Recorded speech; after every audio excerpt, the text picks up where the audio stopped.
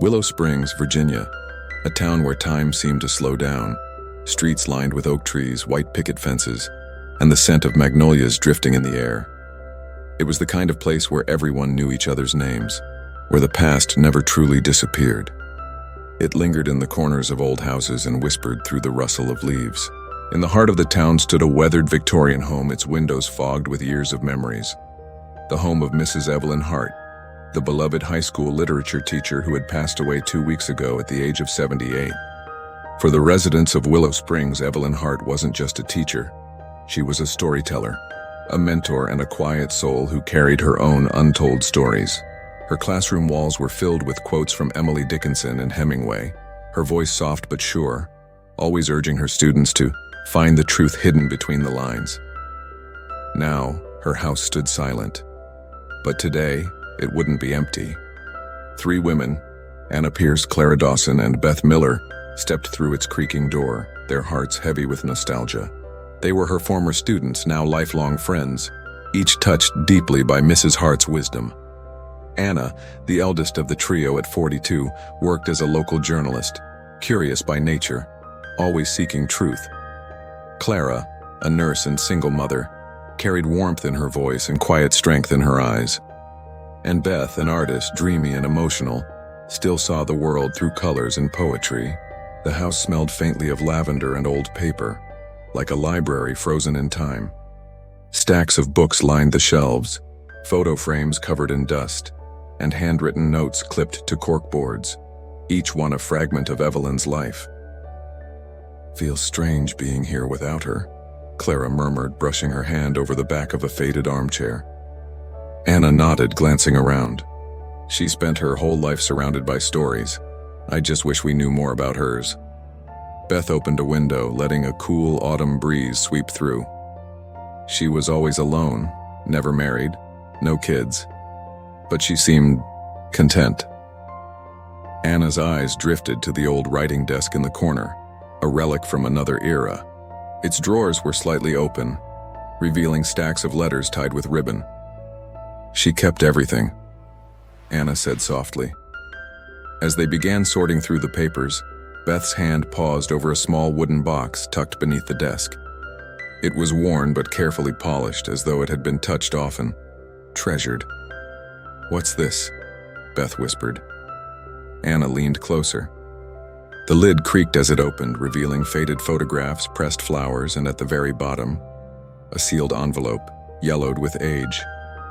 On the front, written in Evelyn Hart's delicate cursive, were the words, "To the one I never had the courage to send this to." The room went still. Clara blinked. "A love letter?" Beth bit her lip. She always said she never loved anyone. Anna's fingers brushed the envelope. The paper was fragile, the ink faded, but the weight of it was undeniable. "Should we read it?" Beth asked, hesitation in her voice. Clara frowned. "It's personal. Maybe it wasn't meant for anyone else." Anna stared at the envelope, conflicted. Maybe, and she kept it for decades. Why hide something so carefully if she didn't want it found? Silence filled the room, the ticking of the wall clock the only sound. Finally, Anna whispered, "If she wanted it gone, she would have destroyed it." Clara sighed, her eyes soft. Then maybe she wanted someone to know. With careful hands, Anna broke the seal. Inside lay a single sheet, handwritten in blue ink, shaky in places but elegant. She began to read aloud, the hidden letter.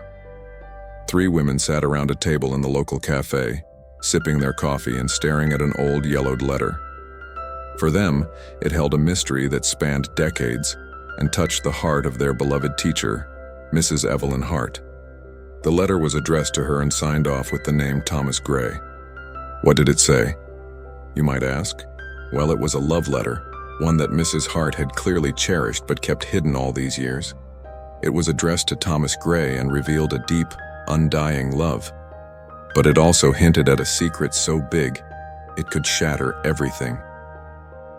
"I still remember the day I found this," said Anna, a young journalist with an unquenchable thirst for the truth. Her eyes glistened with excitement. It was tucked away in one of Mrs. Hart's old filing cabinets. I couldn't believe my eyes when I read it.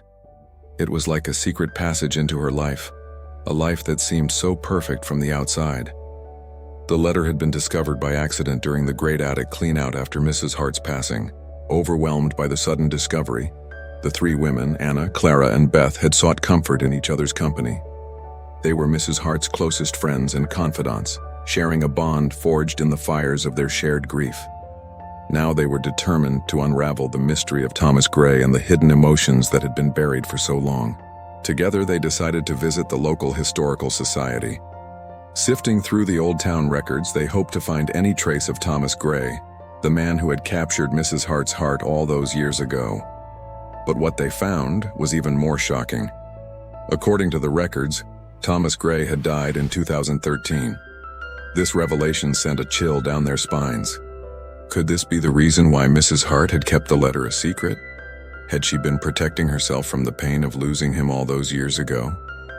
As days turned into weeks, the women pieced together fragments of Thomas's life. Old yearbooks and town documents revealed a man who had been an integral part of the community, a Vietnam veteran and a respected local mechanic. But there was still no trace of any connection between him and Mrs. Hart. The pieces of the puzzle were there, but they didn't form a complete picture. They needed more, and more importantly, they needed answers. Then one evening, as Beth was sorting through some of Mrs. Hart's belongings, she came across a faded photograph. It showed a young Mrs. Hart standing next to a boy with a mischievous grin and tousled hair. On the back, written in her neat cursive, were the initials M.H. Could this be the son she had mentioned in the letter? A son who had been born out of wedlock and given up for adoption? Determined to find him, they delved deeper into the town's records, searching for any birth records that might lead them to him. Finally, after what felt like hours, they found it. A birth record from 1968, Michael Thomas Hart. Could this be the missing piece of the puzzle? Could this be Mrs. Hart's secret son? With renewed determination, the women set out to find Michael. They put up missing persons posters, reached out to local support groups, and even contacted national television networks. Their determination was unwavering. They would not rest until they found him. And then one day, just when their hope was beginning to dwindle, a call came in. A woman from a neighboring town had seen the poster and thought she might know where Michael was. Could this be the break they had been waiting for? Would they finally get the answers they had been seeking?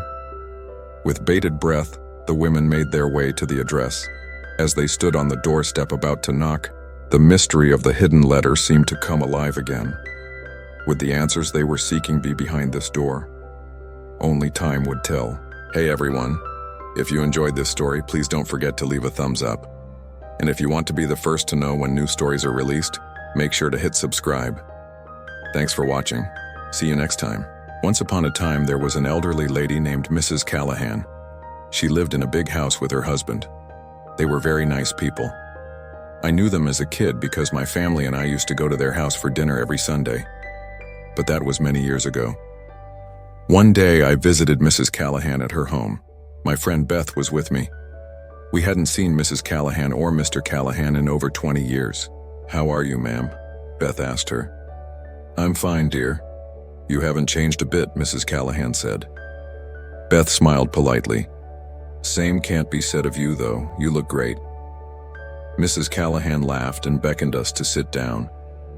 As we sipped our tea, Beth asked her, "Do you remember Michael Hart? He was a foster child here in the late 80s or early 90s, I think." "Oh yes, of course," Mrs. Callahan replied. "He was a bright kid, real bright. He had a rough childhood, poor boy. His parents died in a car accident when he was just a baby. And then he bounced around from one foster home to another until he came to live with us. We had him for about 2 years before he was adopted by a lovely couple from Portland, Oregon." Did they have any other kids?" Beth asked. "No, they didn't. Just Michael, he was the only child," Mrs. Callahan replied. "That's great. Because, if he's got no other siblings, it means that he's probably the only person who still has the key to this house," Beth said with a smile. "I don't think so. Why would he need a key? He left all that behind when he left here. I'm sure he doesn't even remember the place," Mrs. Callahan said. "You'd be surprised," Beth said cryptically.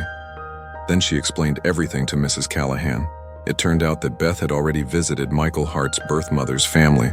She told them that she wasn't related to them, but she wanted to find out more about her roots. They were very welcoming, and even invited her over for dinner. We weren't close to Kathy, they told her, but we all knew what had happened. When we heard about Michael, we couldn't believe it. The boy looked so much like his father. It was like seeing Thomas all grown up. But I guess he took his mother's name instead of his father's, Mrs. Callahan added. Thomas, is that his middle name? Beth asked. No, silly, that's his real name. Michael Thomas Hart, Mrs. Callahan replied. But Mrs. Callahan, Michael isn't your foster son anymore. If he really is Thomas, then he deserves to know the truth about himself. He deserves to know about his real parents and about you and Mr. Hart. After all, they might want to meet him someday, Beth said. Mrs. Callahan sighed. You make a good point, dear, but how do we find him? We haven't laid eyes on him in over 20 years, and we don't even know where he lives. Beth smiled mysteriously and said, I think I have an idea. Later that evening, Beth, my other friend Anna, and I went back to Mrs. Hart's old house. Golden lamplight streamed through the window, illuminating motes of dust dancing in the air. We sat down at the kitchen table, spread out our pads of watercolor paper, and made notes of everything Mrs. Callahan had told us. So let's see, Anna said as she scanned the notes. Michael Hart, later known as Thomas Gray, was adopted by a childless couple from Portland, Oregon. He must have been about 8 or 9 when he moved away. I think it was a little after that. He would have been about 10, Mrs. Callahan said. And I think he started calling himself Thomas after he left here. He picked up the name from his father, she added. Anna made a few more notes. So, where in Portland? Beth asked. I don't know. I never knew my husband's hometown, Mrs. Callahan said. Anna looked up the name Hart in the Portland, Oregon phone book and found a few listings. Great. Now we just have to drive over to Portland and knock on some doors, she said. Just then the phone rang. Anna picked up the receiver. Hello? May I please speak to Michael Hart, Thomas Gray? She asked the person on the other end. There was a slight pause. Then the person on the other end replied, Speaking. And Anna's heart skipped a beat. The person on the other end was Michael Hart. The wait was finally over. Hello? Michael Hart? Anna asked gently. My name is Anna Pierce. I was a student of your mother's. We recently found something, a letter she wrote but never sent. It's about your father. Silence stretched across the line. Then his voice, low, controlled. Whatever secrets she had, they're hers. She didn't trust me enough to share them when she was alive. I don't need ghosts now. Anna's throat tightened. Michael, it's not just a secret, it's her heart. She wanted you to know the truth. His tone turned colder. The truth? She spent her life hiding it. I lived wondering why she stared at the ocean some nights, crying for someone I never met. If that's love, I don't want it. The line went dead. Anna sat there silent, tears pricking her eyes. But across the country in a small Portland apartment lined with tools and sawdust, Michael Hart couldn't sleep. The words echoed in his head. A letter she never sent. Restless, he rose from bed and opened the old chest at the foot of his closet, the one his mother gave him years ago with trembling hands. Inside were keepsakes, a silver locket, a photograph of a young Evelyn standing near a man whose face had been torn away, and a small envelope sealed in wax. He froze. He'd never opened it, respecting her privacy, believing some doors were meant to stay closed. But tonight felt different. His fingers trembled as he broke the seal. My dearest Michael, you are the reason I lived even when love passed me by. I made choices I thought would protect you, but they only built walls between us. I was too afraid to tell you who your father was. By the time I found the courage, time had taken him from us. I hope one day you'll forgive me. You carry both our hearts, his strength, my dreams. Please know, love doesn't die with silence. It waits in letters never sent. Mom. Tears blurred the ink as Michael pressed the letter to his chest. For years, he had wondered why she looked out the window every night as though waiting for someone who never came. Why her eyes filled with sorrow whenever he asked about his father. Now he knew. She hadn't been cold. She'd been haunted. He whispered into the empty room, voice breaking. "Why didn't you trust me, Mom? I would have understood." The night outside was quiet, the city lights reflecting off his tears. He folded the letter carefully, as if holding her soul, and whispered, "I'll find him, Mom. Even if it's too late, and I'll find where we came from." And somewhere far away in Willow Springs, the autumn wind brushed gently through Evelyn Hart's old house, as though her spirit sighed in peace. One quiet evening, he sat on the porch with Anna, Clara, and Beth. The town glowed under the setting sun. Anna smiled softly. "Do you feel her here?" Michael gazed toward the sea, where the breeze danced gently across the water. "Every time the wind blows," he said, "I think she's telling me she's proud." Beth nodded. "You've given her peace and yourself too." Michael unfolded a blank page, took a pen, and began to write. "Dear Mom, I understand now. Love unspoken still lives. It just waits for the right time to be heard. Thank you for loving me in your own quiet way." He folded the letter and placed it in the unsent box inside the hall. As he closed the lid, a single tear slipped down, not from sorrow, but from release. The past had finally exhaled, and the future had found its voice. Even love hidden by fear still finds a way to speak, through forgiveness, through memory, through legacy. Some letters never mailed still reach their destination, when the heart is ready to listen. Thanks for watching.